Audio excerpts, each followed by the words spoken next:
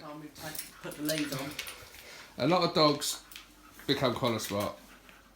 And like I said, it's because one, people use e-collars incorrectly. So what they'll do is they'll think the dog's e-collar trained.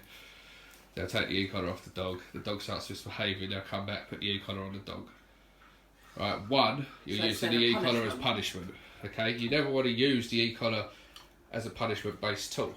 Yes, you can use it for corrections, but you never use it for corrections. It's just the dog's conditioned to it and understands what it is. Two, you're insulting the intelligence of the dog, because every time you pick it up and put it on the dog and start pushing buttons, the dog's like, hey, they've done something to me. So when it comes off, the dog's like, right, now because he'll be a shitbag because the e-collar's come on. Right? So if you notice what we did with her, we put the e-collar on first of all. And then we had a drink, we had a chat and everything. Then we let her run around and play with Sammy. So when we went into doing training, she didn't just build the association, hey, you put that collar on me and it's doing things. Also, she's still wearing the collar. She's going to wear this for another 5 to 10 minutes. Then I'm going to take it off her and I'm going to give her a crab stick. So she's going to go, oh, that collar comes off, it does a crab stick. Before you do any sessions with her, put the collar on her, give her a crab stick, go make yourself a cup of tea. Go make yourself a cup of tea. And then go, Tia, do you want to go do some training? So she doesn't build the association. Every time you put it on me, something's happening, because a collar smart dog is just that, it's a collar smart dog. They know when they've got an e-collar on, they have to behave a certain way, and when it comes off, they can behave like a douchebag again. Okay? We want her to see the e-collar as a great thing. We want to see that excitement when it comes out. She knows it represents training, it knows she's going to get a crab stick, things like that. Okay? Also, when you take her for a walk, which you have been doing, which I advise everyone to do, lead goes on, e-collar goes on. Leave her right at home, because again, you're not using it outside yet in the real world, because she doesn't understand it enough. It's just about conditioning right now. So just put the e-collar on her, put a lead on her. So again, she builds that association. When you come home, lead off, e-collar off. Okay, but always give her time in between the session, before starting the session. So e-collar comes on, make yourself a cup of tea. Finish your cup of tea, go out, do some training, come back in, maybe have another cup of tea, maybe potter around, do something, take it off 5-10 minutes later. Okay. Good stuff.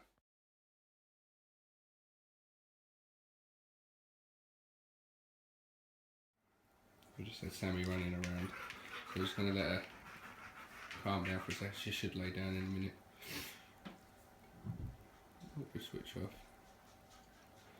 What I'm going to try and do is find her working level. The working level is the lowest level on the collar that she recognises that isn't causing her any pain or discomfort. Okay, and we go up in one increment. So we'll start at level 1. We'll push that a couple of times. And what we're looking for is some sort of indication she can feel it. Okay. Okay? Any sort of indication. It could be she just changes her whole way of being. It could be she looks a bit bemused by what she just felt. It could be she yawns. Her ears could flicker. But you have to take your time with it, because when I pushed it on level 1, obviously her body did change.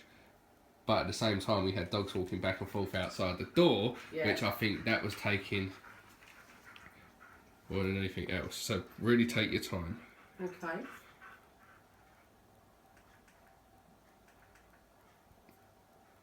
So we're up to 4. I think she felt that. That's quite a clear indication. So when I've done 3, nothing changed. She was still panting. She was still looking out the door, wondering where her friend's gone. And when I pushed 4, she went, turned her head. So we'll do it one more time. I didn't push it.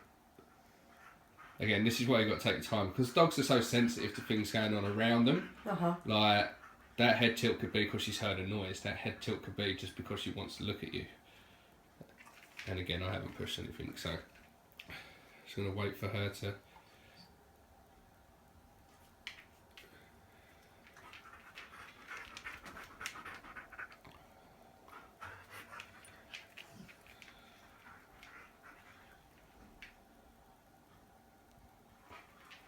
So you see how in tune they are. That's what I'm looking for. So she's laying down. Again, there's a dog the other side of that door. Right. That was a tap. Yeah, she can feel that. See that? Yeah. With level 4. Okay? Okay. Most dogs working levels between 1 and 10. then it's our job to teach her exactly what that sensation means. Okay. So it's the first sense that she's recognising the collar. So she's recognising level 4. Now we're going to teach her that that sensation means pay attention, means good things are coming. Okay. Okay. So eventually when we take her into the real world and use it around, in our case we'll be going to the woods, Yeah. use it in the woods, then when she does feel that sensation, she's going to know exactly how to respond. Okay. So right now it's just all about conditioning to that sensation, and we do that in non-distraction environments. As you're going to see, we're going to be just out the front in your back garden, things like that, where you can just do sensation, pay attention, rewards, many repetitions. So when you do go into a high distraction environment, she knows what that is and she knows how to respond to it. Okay. Okay. Even just at level 4 still? No, she won't. When she's around squirrels, she won't respond to level 4. Okay.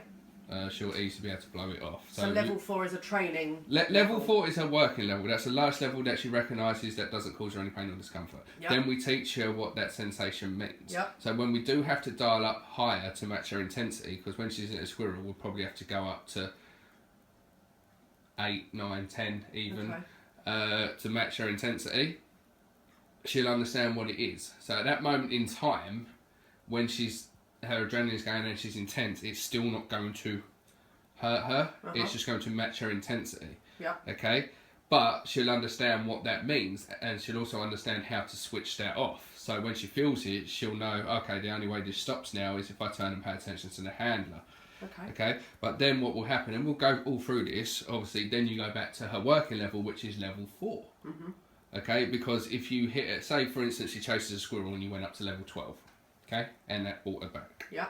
Right. If you then hit her on level 12 when there's nothing going on, that's going to hurt her because there's nothing going on. Her adrenaline's not going. It's too high. Yeah. So the working level is your base guide. You go back down to that when there's nothing going on, but then from time to time you do have to go up to match the dog's intensity. Yeah. But because their adrenaline's going, it's not hurting them, but again, it's going to go up, and we go up slowly, so it's enough for them to take notice, and when they take notice, then it turns off. But then you have to go back down to the level that she's originally most comfortable with. Yep.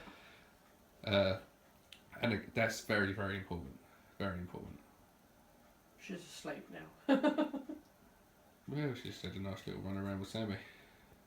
Right.